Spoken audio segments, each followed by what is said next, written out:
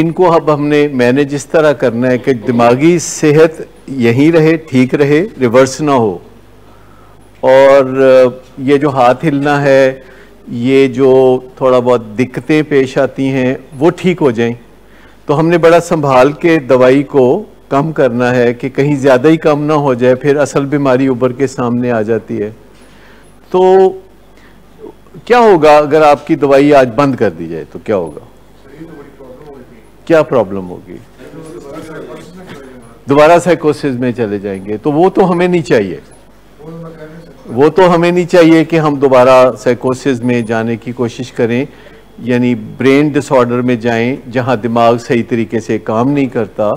तो दोबारा हम उसमें नहीं जाना चाहते। अच्छा, अब अगर हम दवाई कम करेंगे, मिसाल के तौर पर आज आपकी दवाई कम करेंगे तो शाम तक ये मूवमेंट जो है हाथों की वो बेहतर नहीं होगी। क्यों बेहतर नहीं होगी? ये 4-5 दिन में बेहतर होगी, फौरी बेहतर नहीं होगी, क्योंकि पीछे बैकलॉग जमा है, दवाई का एक बैकलॉग जमा है। बैकलॉग का मतलब है कि पीछे रश लगा है। वो जो पीछे जमा होते होते, जैसे कि जिस्म के अंदर जो दवाई आप खाते हैं वो उस दवाई से जाके कुछ और केमिकल बनते हैं और उन केमिकल से आपकी ज़हनी सेहत ठीक होती है। बराह रास्त जो दवाई आप खाते हैं उससे आपकी ज़हनी सेहत ठीक नहीं होती। तो जो दवाई आपको दी जाती है उससे नए केमिकल बनने शुरू हो जाते हैं और उससे आपकी ज़हनी सेहत ठीक होती है। और जितनी देर में ज़हनी सेहत ठीक होती है तो साथ ये बीच में हाथ हिलना, पाँव हिलना, एक्काथीजिया जैसे बैठा ना जाना, उठ के, जैसे कई दफ़ा आपने देखा है कि कोई यहाँ से ऐसे चलने फिरने लगता है, तो हम उस वक्त नोट कर रहे होते हैं कि अच्छा आज शाम इसकी दवाई ऐसे करेंगे। लेकिन अगर कोई बिला वजह उठ के चलना फिरना शुरू कर दे तो उसकी दवाई नहीं कम होगी। कभी कोई कोशिश करता है कि बिला वजह उठ के चलना फिरना शुरू कर दे ताकि हम समझे कि इसको दवाई की ज्यादती है। तो इतने भोले हम नहीं हैं, है ना। तो हकीकत में जब कोई किसी को दवाई में कमी या बेशी की ज़रूरत होती है, कमी या ज़्यादती की ज़रूरत होती है, तो उसको हम फौरी तौर पर आपकी मूवमेंट्स में, आपके फेशियल एक्सप्रेशन में हम देख रहे होते हैं।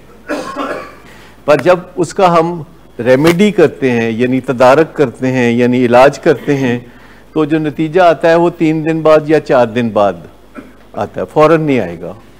और उसमें सब्र से इंतज़ार करना पड़ेगा और ये सब्र जो है बहुत फल देता है। फिर ये ख़राबियाँ करना शुरू कर देते हैं तो हमें वो भी नहीं चाहिए। उन ख़राबियों का ताल्लुक भी इलाज से है और दवाई से वो ख़राबियाँ दूर होती हैं। तो हमें देखना है कि हमने जो ट्यूनिंग है उसको कहाँ रखना है। कभी किसी ज़माने में आप में से कोई रेडियो इस्तेमाल करता रहे और उसमें कोई रेडियो स्टेशन लगाते हैं तो वो एक सुई होती है जिसको गोल गोल घुमा के लाया करते थे। तो वो कैसे ट्यूनिंग कैसे करते हैं? या ऐसी जगह तलाश करते हैं जहां आवाज़ ठीक आए, जहां आवाज़ ठीक। अच्छा, अब ऐसा नहीं होता। अब जो है दूसरा तरीका है। अब दूसरा तरीका है कि अगर आपने कोई रेडियो को ट्यून करना है तो वो 100 पे करना है तो आप 100 लिख देंगे तो वो खुद ही उधर ट्यून हो जाएगा।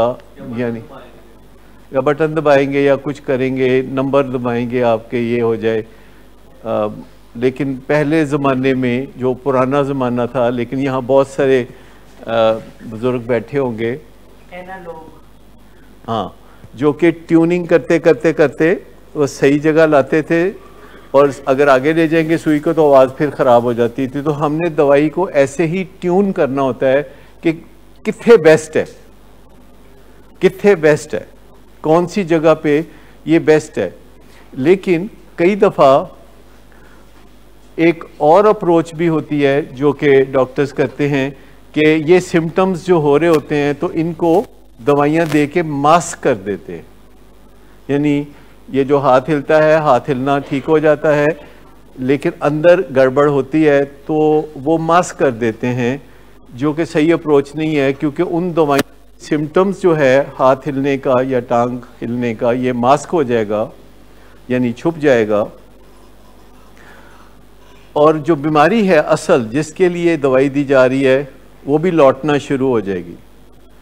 तो बेहतरीन ये होता है कि सिम्टम्स को मास्क ना किया जाए, बल्कि पेशेंट को और फैमिली को बता दिया जाए कि ये मजबूरी है। नहीं, वॉक इसका हल नहीं है। वैसे दिल करता है ऐसी हालत में कि बंदा ज़रा चलता फिरता रहे, और उसमें अच्छाई है, कोई बुराई नहीं है। मेरे ख्याल में वॉक करने में, पैदल चलने में कोई बुराई नहीं है, फ़ायदा ही फ़ायदा है। और चूँकि आज के ज़माने में चलने फिरने की अपॉर्चुनिटीज़ बहुत कम होती हैं, पुराने ज़माने की निस्बत आजकल चलने फिरने की अपॉर्चुनिटी कम है। 100 साल पहले चलने फिरने के इम्कानात बहुत ज़्यादा थे, अब कम हो गए हैं। आगे क्या लगता है कि चलने फिरने के इम्कानात ज़्यादा हो जाएंगे कि कम हो जाएंगे? और कम हो जाएंगे। क्यों कम हो जाएंगे? आप ऑनलाइन आजकल वो आप देखते हैं कि घर में टमाटर, सब्जी, दही सब कुछ ऑनलाइन आ रहा है। ग्रोसर ऐप वो जो कहते हैं, वो बड़ी फनी सी ऐड होती है जिसमें एक माँ अपने बच्चे को कहती है कि जा जाके दही लेके आ, और अपने इन्ना पैरों ते जाते इन्ना पैरों ते लेके आ, और बच्चा कहता है कि नहीं मैं वीडियो गेम खेल रहा हूँ, मैं नहीं। बल्कि वो बच्चा नहीं होता, वो एक ही एक्ट्रेस है जो अपने 2 भाइयों का रोल भी करती है और अपना भी करती है। और वो माँ को माँ कहती अच्छा मैं आपे ही चादर चुक के मोढ़े ते पाती है, तो माँ कहती है कि मैं आपे ही जाके ते दही लेके आ जानी है। लेकिन आगे आगे इम्कान ये है कि आप काउच पोटैटो बन जाएंगे। काउच पोटैटो का मतलब पता है जी? बस बैठे हुए हैं आप सोफे पे, और जिसे वर्क फ्रॉम होम कहा जाता है, और वर्क फ्रॉम सोफा। तो ऐसे में इंसान का जो चलने फिरने का इम्कान है और कम हो जाएगा, और ये बड़ी खराबी होगी। इसमें क्या क्या खराबियां हो सकती हैं जब चलने फिरने के इम्कानात आपके कम हो जाएं? तो क्या खराबियां हो सकती हैं? फिजिकल हेल्थ इशू आएंगे कि साइकोलॉजिकल हेल्थ इशू आएंगे? दोनों आएंगे। हेल्थ इश्यूज आ जाएंगे, वेट पुट ऑन हो जाएगा, और एक चीज यह है कि आपके अंदर वो केमिकल नहीं बनेंगे जिनको खुशी के केमिकल कहा जाता है, एंडोर्फिन्स। ठीक, जैसे भट्ट साहब मेरे ख्याल भी बॉडी बिल्डिंग करते रहे, अब नहीं करते मेरा ख्याल, पहले करते थे, वैसे अब भी कर सकते हैं। और जब आप बॉडी बिल्डिंग करते थे तो कैसा महसूस होता था? बहुत अच्छा महसूस होता है। घर पे कर सकते हैं। जो जिम है वो जगह है जहाँ वर्जिश भी होती है और नशे भी होते हैं, ये तो सारा पता है। आपको पता है कि दुनिया में जो बदनाम जगह हैं नशों के लिए, उनमें से कौन कौन सी जगह हैं जो नंबर 1, 2, 3 पे आ जाती हैं? जी,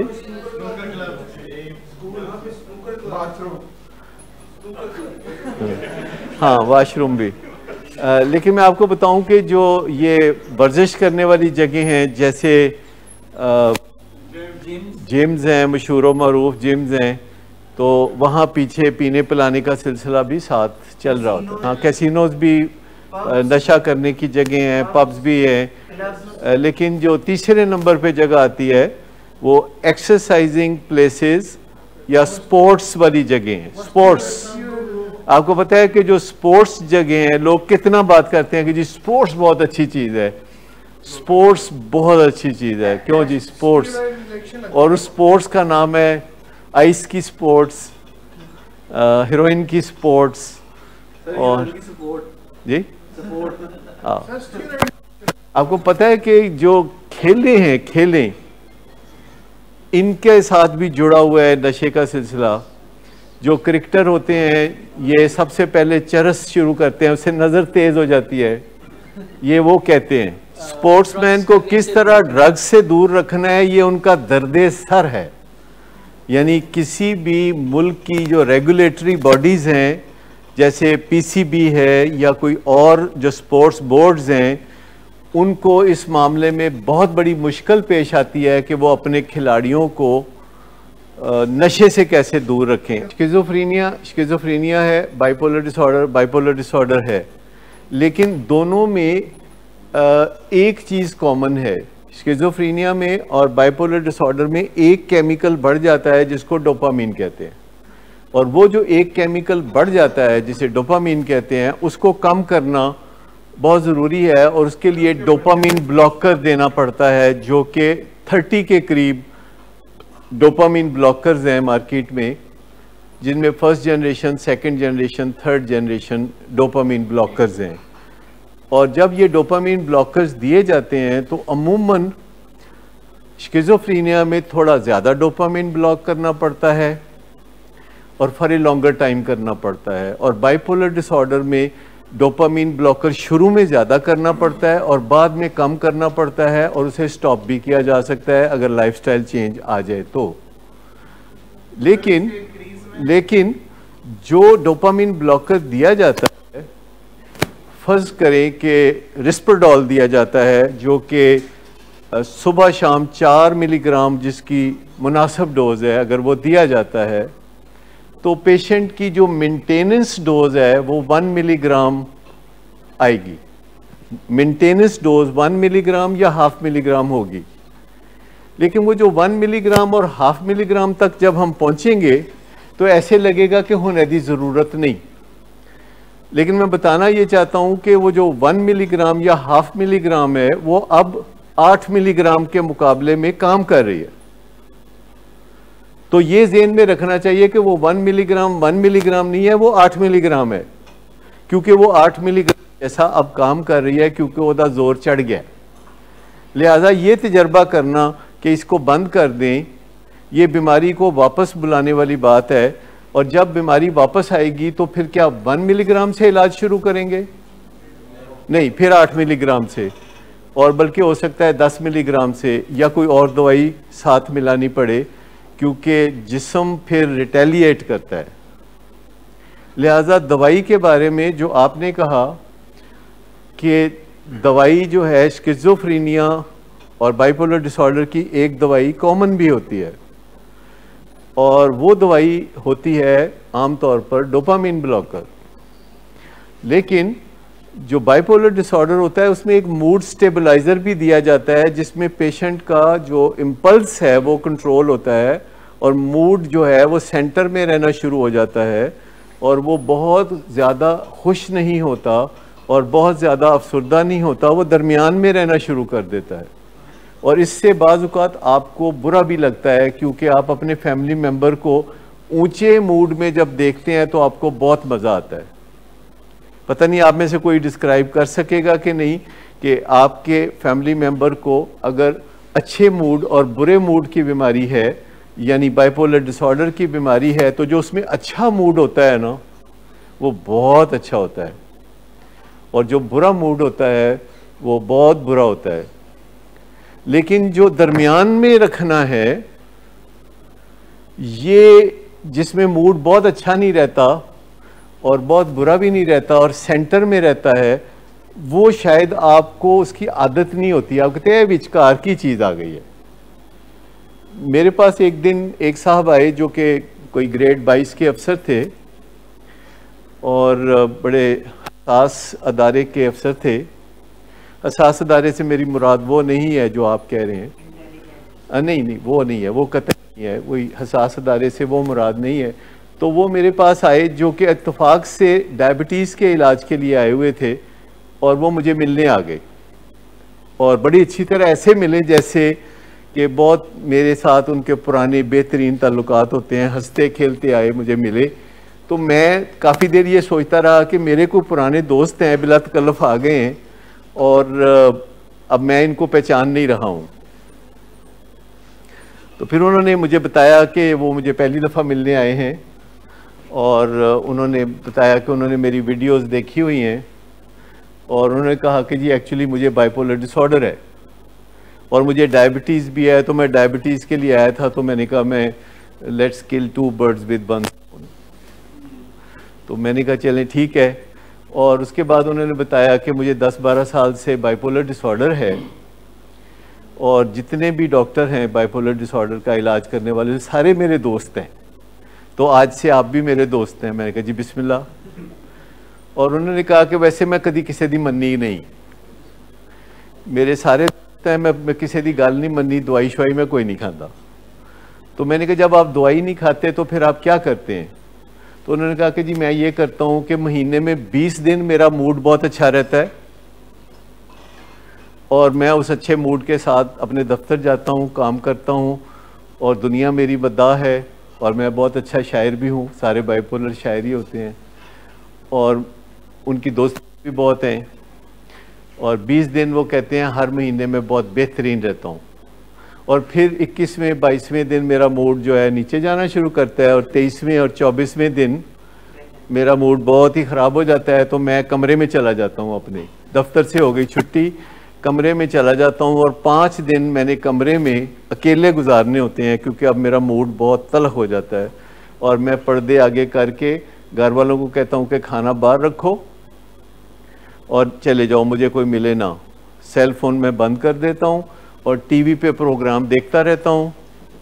और उसके बाद 5 दिन ये मैं इस तरीके से निकाल के, तो छठे दिन मुझे लगता है कि फिर चेंज आ गई है और मैं फिर होश में आने लगता हूँ। होश में आने से मुराद ये कि खुश महसूस होने लगता है और एक आध दिन में मैं फिर फ़ोन ऑन कर देता हूँ। फिर मैं घर वालों को कहता हूँ कि अंदर ले आएँ खाना और फिर मैं बहुत मेहरबान, प्यारा, मोहब्बत करने वाला हो जाता हूँ।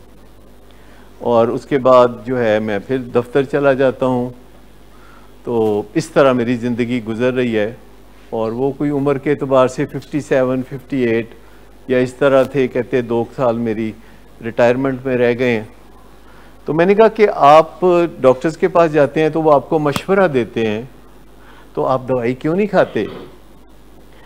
और ये जो आप इस तरह ज़िंदगी गुजार रहे हैं कि हर महीने वो ख़ास 5 दिन आपको आ जाते हैं, तो मैंने कहा ये तो काफ़ी तकलीफ दे सूरत हाल है।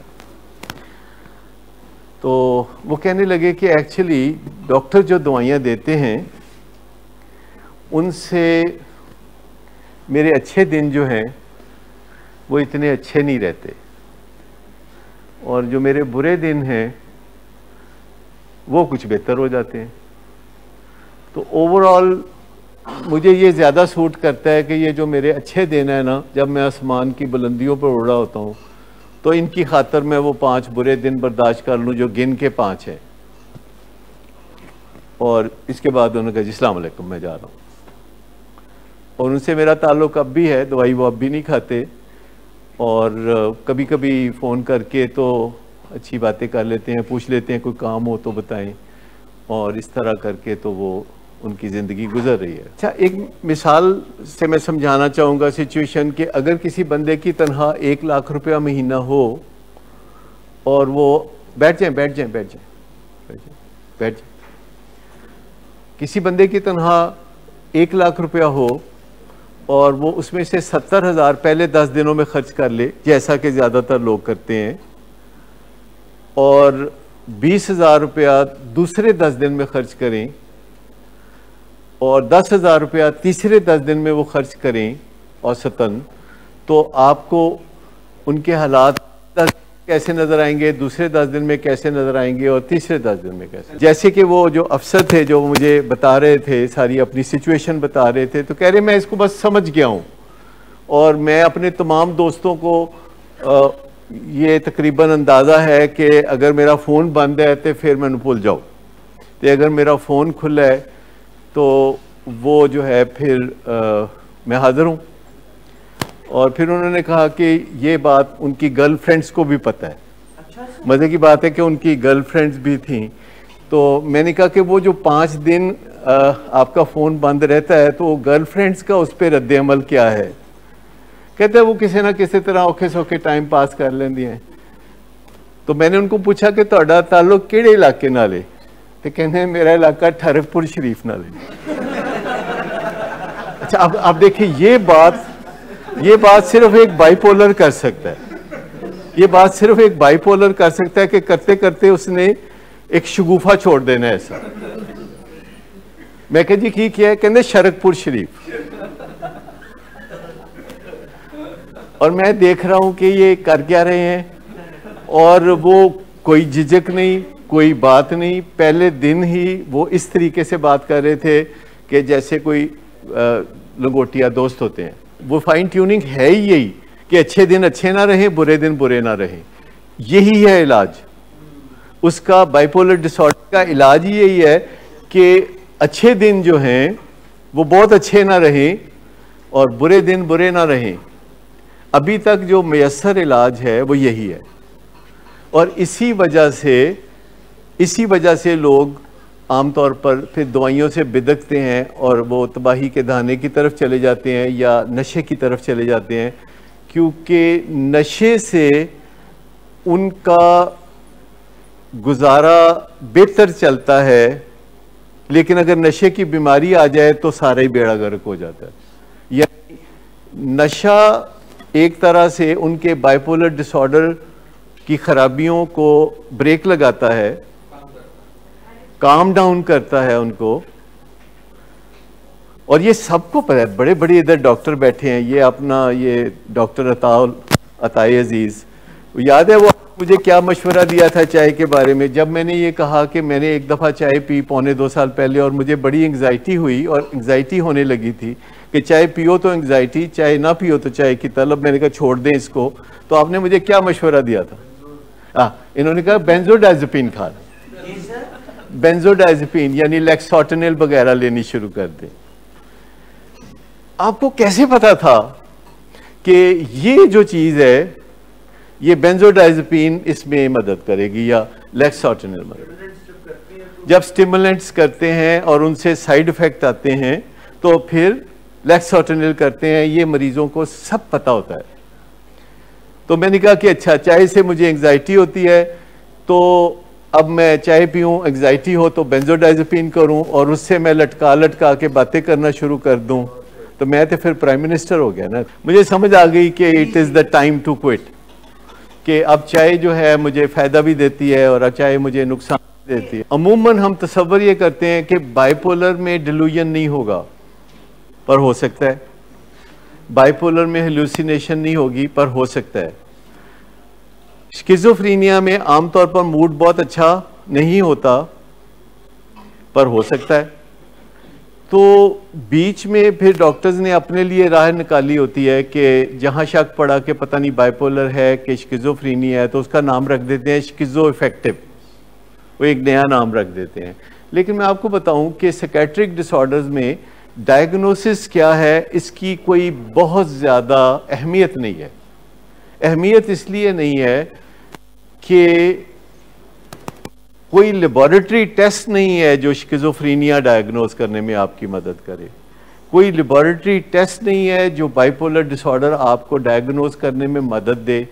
कोई दवाई नहीं है जो इन अमराज को क्योर करे। लिहाजा आपने सिम्टम्स को नीचे लाना होता है और लाइफस्टाइल के ज़रिए बीमारी को कंट्रोल में करना होता है। लाइफस्टाइल है जो कि बीमारी को कंट्रोल करने में मदद देगा। लाइफस्टाइल है जो बीमारी को रिवर्स करेगा। लाइफस्टाइल है जो बीमारी को वहाँ वापस छोड़ के आएगा जहाँ कभी वो छुपी बैठी थी। शायद आप बहुत अच्छी तरह जानते हो कि 1950 से पहले स्किज़ोफ्रेनिया या बाइपोलर डिसऑर्डर की कोई दवाई नहीं थी, और जिन लोगों को स्किज़ोफ्रेनिया या बाइपोलर डिसऑर्डर होता था, अगर वो तंग करते थे या डिसरप्टिव होते थे तो उनको फॉर एवर मेंटल असाइलम्स में भेज दिया जाता था, और अब भी ऐसा थोड़ा बहुत होता है। और उसका मकसद ये होता था कि अब पेशेंट का तो हो गया बेड़ा गर्क, तो बाकी लोगों को थोड़ा बचा लो। उसमें ये था कि फैमिली से राब्ता टूट जाता था और फैमिली कभी कभी विज़िट करने आना, फल वगैरह लेके आना, उसके बाद फिर किसी के हाथ फल भेज देना, किसी के हाथ कपड़े भेज देना, और फिर आहिस्ता आहिस्ता फैमिली ने किसी के हाथ भी कपड़े भेजने बंद कर देने, और उसके बाद वो राब्ता हमेशा के लिए टूट जाना। और इस तरह की सिचुएशंस होती थी उस ज़माने में। उसके बाद जो है मेडिसिन आ गई। सबसे पहली जो मेडिसिन आई जो कि स्किज़ोफ्रेनिया और बाइपोलर डिसऑर्डर में कारआमद थी, वो लार्जेक्टल थी। दूसरी दवाई सेरिनिस थी, और फिर बहुत सारी दवाइयाँ ऐसी आई, और इत्तेफाक से पता चला कि लार्जेक्टल और सेरिनेस ऐसी दवाइयाँ हैं जिनसे एडिक्शन के जो सिम्टम्स पैदा होते हैं या अलामत पसपाई होती है या त्रोड़क जो होती है, उसके लिए भी लार्जेक्टल बेहतरीन दवा है। और उसके बाद फिर ये ख्याल पैदा होना शुरू हो गया कि जब मरीज़ ठीक हो जाए तो उसकी दवाई बंद कर देते हैं, और जब मरीज़ फिर ख़राब हो जाए तो फिर उसकी दवाई शुरू कर देते हैं। और फिर अमेरिका में 1990 में उन्होंने कहा कि नहीं, डॉक्टर्स को इस बारे में क्लियर पॉलिसी रखनी चाहिए और उनको चाहिए कि पेशेंट्स को और उनकी फैमिलीज़ को बता दें कि ये मेडिसिन जो है ये फॉरएवर लेने की ज़रूरत है, और अगर ये दवाई बंद होगी तो वक्ती तौर पर कुछ अरसे के लिए बंद होगी और इस दवाई का दोबारा इस्तेमाल फिर ज़रूरी हो सकता है। और डॉक्टर्स को उन्होंने कहना शुरू किया कि आप खुल के बात करना शुरू करें, क्योंकि डॉक्टर इस बारे में बहुत शर्मिंदगी महसूस करते थे कि किसी को कहना कि तुम्हें हमेशा दवाई खानी पड़ेगी। क्योंकि जब डॉक्टर ये कहते थे कि आपको ब्लड प्रेशर की और डायबिटीज़ की और बाइपोलर डिसऑर्डर की दवाई हमेशा खानी पड़ेगी, तो फिर लोग कहते थे कि अच्छा फिर एडा भी तो चंगा डॉक्टर नहीं। और डॉक्टर्स को बड़ा ये शौक होता है कि लोग कहें बड़ा पहुँचे है बुजुर्ग है, बहुत ज़बरदस्त डॉक्टर है, तो वो जो अपना एक इमेज कायम रखने के लिए वो मरीज़ को कहते हैं कुछ दिन ठहर जाओ फिर बंद कर देंगे, कुछ दिन ठहर जाओ फिर इंज कर देंगे। तो अमेरिका में एक मूवमेंट चली कि स्ट्रेट बात करनी है कि जनाब एहो ही दाल दलिया है, अगर ये दाल दलिया कबूल करेंगे तो ज़िंदगी दिन ब दिन बेहतर होती जाएगी, अगर नहीं कबूल करेंगे तो बहुत बुरा हाल होगा। Now it is up to you की करना है तो की नहीं करना। फिर एक ये अप्रोच आ गई, फिर ये अप्रोच आ गई कि मरीज़ों को और फैमिलियों को एजुकेट करना शुरू करें, जैसे हमने एजुकेट करने का सिलसिला किया हुआ है। क्या पता होना चाहिए कि आपका नफ़ा नुकसान क्या है, डायबिटीज़ की दवाई खानी है कि नहीं खानी, ब्लड प्रेशर की दवाई खानी है कि नहीं खानी, लोग वो भी छोड़ देते हैं।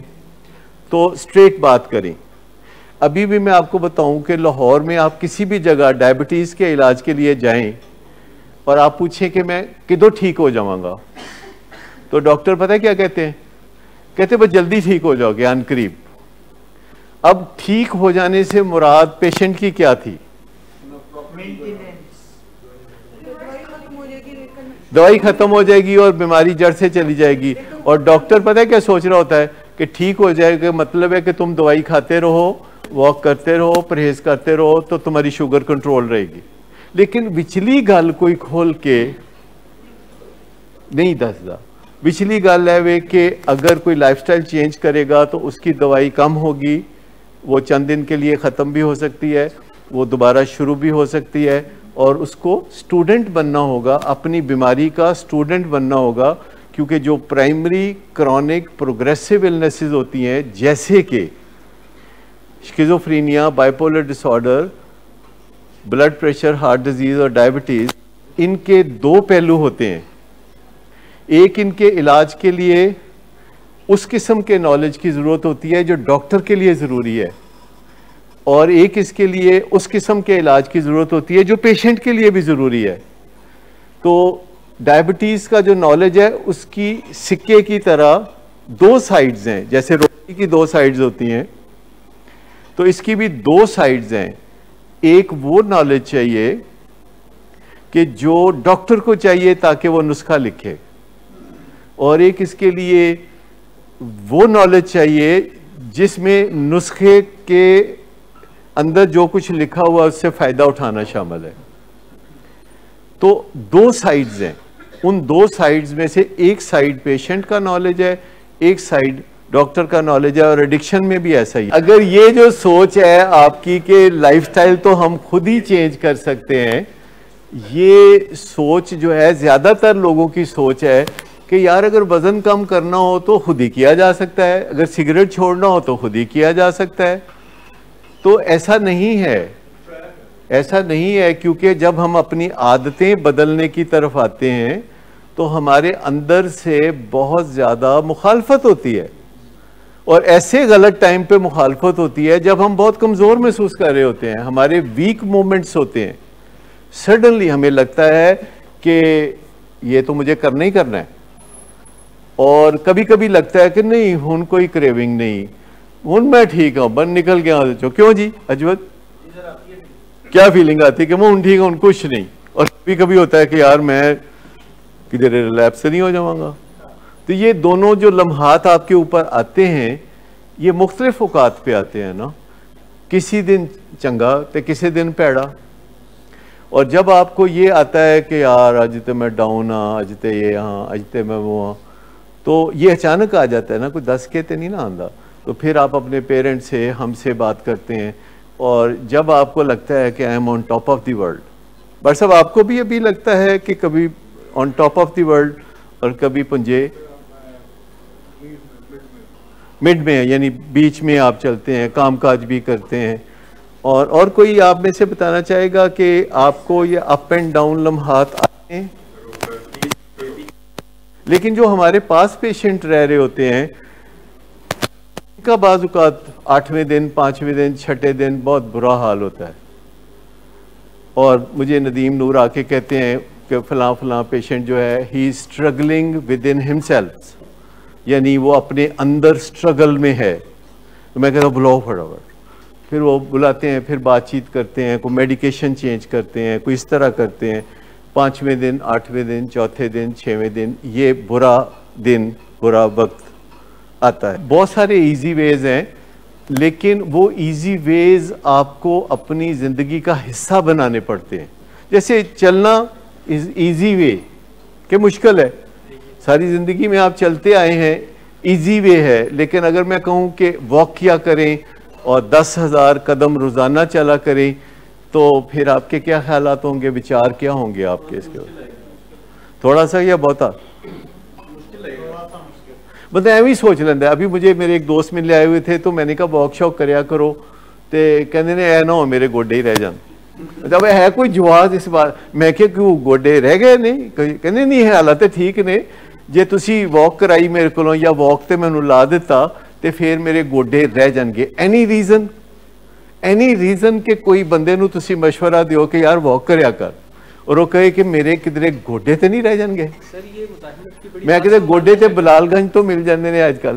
ये भी सिम्टम्स हैं जो माइनर सिम्टम्स कहे जाते हैं। मिसाल के तौर पर पेशेंट के चेहरे पे आपको बेचैनी का एक तासुर सा मिलता है और उससे भी हमें, जैसे आपके चेहरे पे मुझे कुछ बेचैनी का तासुर मिल रहा था 4-5 दिन पहले, तो आपकी दवाई को नीचे किया, अब आप बेहतर हैं, तो वो नज़र आ जाता है। क्योंकि चेहरा इंडेक्स होता है, आईना होता है आपके अंदर के हालात का। तो यहाँ जो बैठ के तो हम सबको देख रहे होते हैं, तो हम उसमें अंदाज़ा लगा रहे होते हैं कि अच्छा ऐसे करना चाहिए कि वैसे। वो हम फिर चेहरे से ही देख के तो कुछ ना कुछ करते रहते हैं, लेकिन बाज़ औक़ात नहीं करते। नहीं इसलिए करते कि हमें पता होता है कि अभी असल सिम्टम्स जो है ना वो कंट्रोल में नहीं आए। असल सिम्टम्स हमें हर तरफ से फीडबैक मिल रहा होता है, तो हम देखते हैं कि जो असल सिम्टम्स हैं, जैसे कि डिलूजन्स के मेरे पीछे पुलिस लगी है, सारा पिंड मेरे पीछे लगा है। कल मेरे एक दोस्त आए थे जो इंडोर हैं, तो कहते सारा पिंड मेरे मगर लगा है तो मेरे खिलाफ साजिशां कर रहा है, तो उन्होंने साजिशां च मेरे रिश्तेदार भी सब शरीक ने, तो हुण तुसीं भी शरीक हो गए हो। मैंने कहा कि भी हम कैसे शरीक हो? कहता है मैं महसूस करता हूँ, और मैंने FIA को ख़त लिखा था कि मेरे रिश्तेदार मेरे ख़िलाफ़ कोई साजिशें कर रहे हैं। तो उसके बाद उन्होंने घबरा के आपसे रब्ता किया और आप मुझे यहाँ ले आए। ये एक्साइटेडनेस की वजह से है, ये इलेशन की वजह से है, ये जो ऊपर के मूड में बंदा रहता है ना, तो उसमें हम जब ट्रीट करते हैं, तो मैं आपकी सहूलत के लिए बता दूं कि सबसे पहले हम नीचे के फेज़ को कंट्रोल करते हैं और ऊपर के फेज़ को कम कंट्रोल करते हैं। जैसे डायबिटीज़ में हम डायबिटीज़ में जो शुगर होती है, सबसे पहले हम ये चाहते हैं कि नीचे ना जाए, यानी लो शुगर ना हो आधी रात को। और जब वो कंट्रोल हो जाती है तो ऊपर वाले फेज़ पे फिर फोकस करते हैं कि वह ऊपर भी ना जाए, क्योंकि वो आसान है निस्बतन, ऊपर जाने से रोकना उसको बहुत आसान है।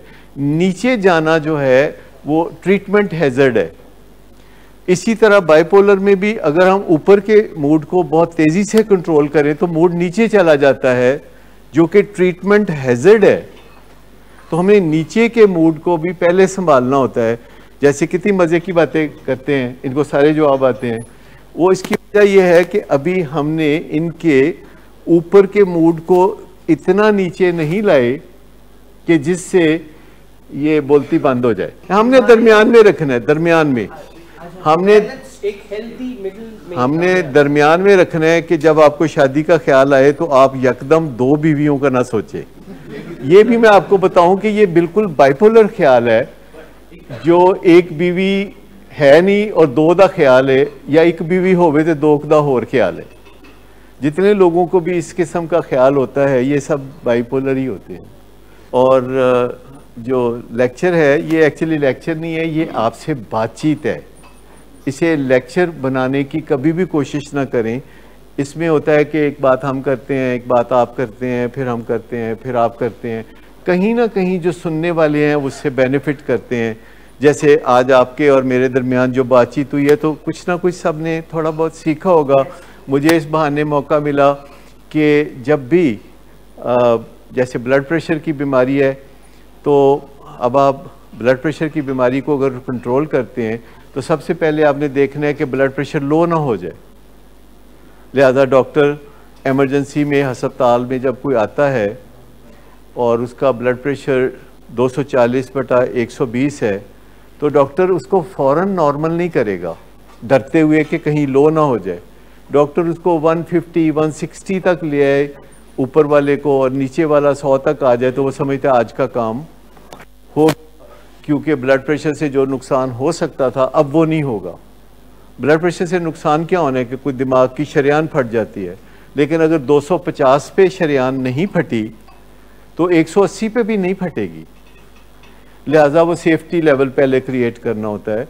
तो हमेशा पहले जो है आपने निचली साइड को कवर करना होता है, निचली साइड को, और फिर आप ऊपर की साइड पे, अगर आप सड़क पे गाड़ी भी चलाते हैं तो आपने एक निचली साइड को कवर करना होता है कि एक्सीडेंट ना हो जाए। और अगर आप समझते हैं कि आप गाड़ी ठीक चला रहे हैं और एक्सीडेंट नहीं होगा तो फिर आपकी अगली ख्वाहिश क्या होती है कि ऊपर की साइड को देखें, स्पीड कितनी बढ़ा सकते हैं। तो आपको एक सही स्पीड पे आप कंफर्टेबल फील करते हैं। लाहौर में हो तो इतनी, तो आप देखते हैं कि लाहौर के लिए आप कंफर्टेबल फील करते हैं 50 किलोमीटर पे, और ये नहर के किनारे चलते हुए 100 किलोमीटर तक भी चले जाते हैं, मोटरवे पे जाते हुए 130 तक भी चले जाते हैं। तो आपको देखना पड़ेगा कि आपने सही किस जगह मामले को रखना है। तो ये चीज़ तो आपको समझ में जी। लोग चलाते हैं थोड़ा तेज़ भी, और वो अगर कोई तेज़ चलाए तो उसका चलान कर देते हैं। वो कैमरे लगे हुए हैं, वो कार ही भेज देंगे ने, कहते ने लो लव लेटर, वो घर पे भेज देते हैं। 2000, हाँ चलो, शायद लोग ऐसी तरह ही थोड़ा बाज। तो आपको समझ में आ गई बाइपोलर के बारे में कुछ बातें, स्किज़ोफ्रेनिया के बारे में कुछ बातें, और बाइपोलर का जो रिलेशनशिप है नशे की बीमारी से वो भी आपको समझ में आ गया कि हर बाइपोलर नशे का पंगा क्यों लेता है।